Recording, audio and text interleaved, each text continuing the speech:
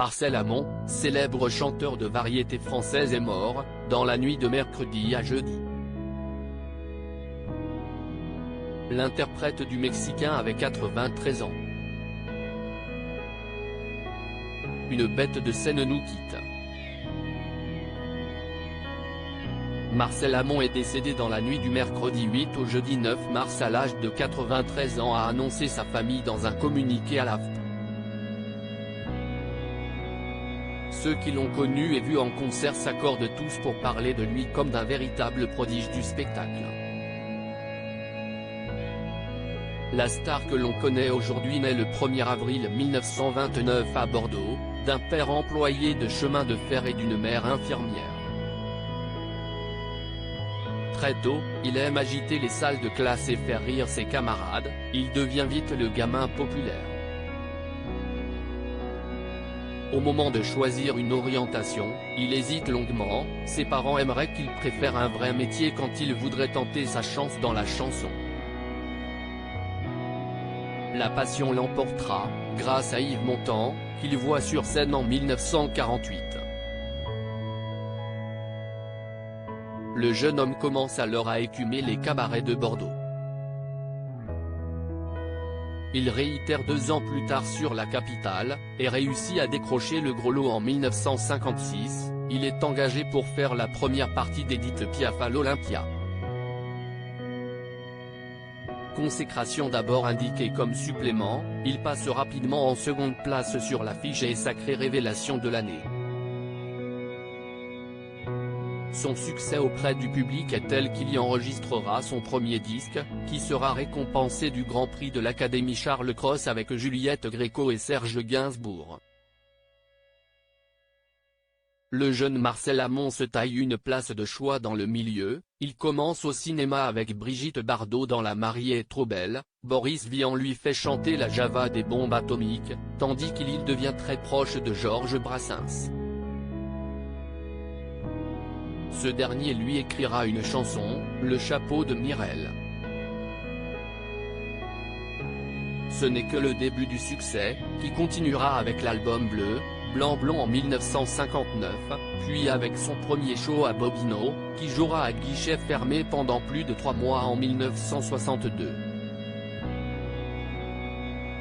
Il revient ensuite à l'Olympia avec un spectacle très moderne en 1965. La même année, Charles Aznavour lui avait écrit un titre qui passe sur toutes les radios, Le Mexicain. La télé lui fait de l'œil, il anime la première émission en couleur en 1967, et après avoir été invité dans de nombreux programmes de variété on lui confie, en 1974, son propre créneau, le dimanche, Toutankhamon.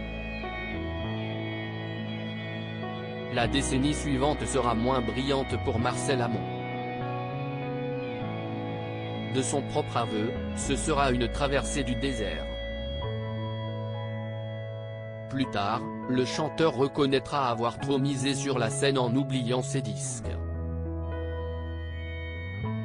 Difficiles années 80. Je suis un foutu d'écrire, un tube, confie-t-il aux Parisiens à l'occasion d'un portrait écrit en 2016. Sa virtuosité scénique lui ouvre toutefois les portes de l'étranger, puisqu'il cartonne pendant plusieurs années avec des tournées au Japon, en Russie ou en Italie. Il trouve aussi un nouveau souffle dans l'écriture, et écrit plusieurs livres entre 1989 et 2014, Ça se dit, ça s'écrit et ça se chante. Sur le boulevard du temps qui passe. Au début des années 2000, il renoue avec la chanson et le succès avec l'album Décalage horaire, 2006, où il signe des duos avec Agnès Jaoui, Gérard Darmon ou Didier Lockwood. L'occasion de retrouver son Olympia l'année suivante, puis de participer, en tête d'affiche, à la tournée Âge tendre, la tournée des idoles en 2008 et 2009.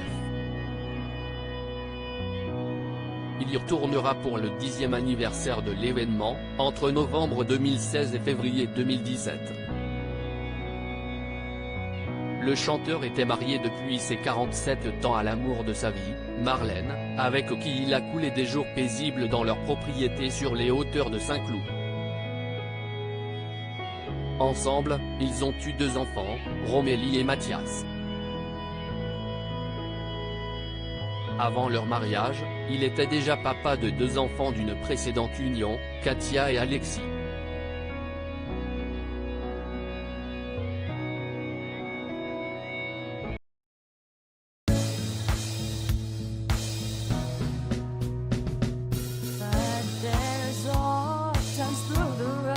I think you can let me know. Sit down, sit back, let me help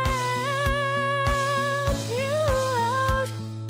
The step I gotta seek, so I see you out there's on your own, but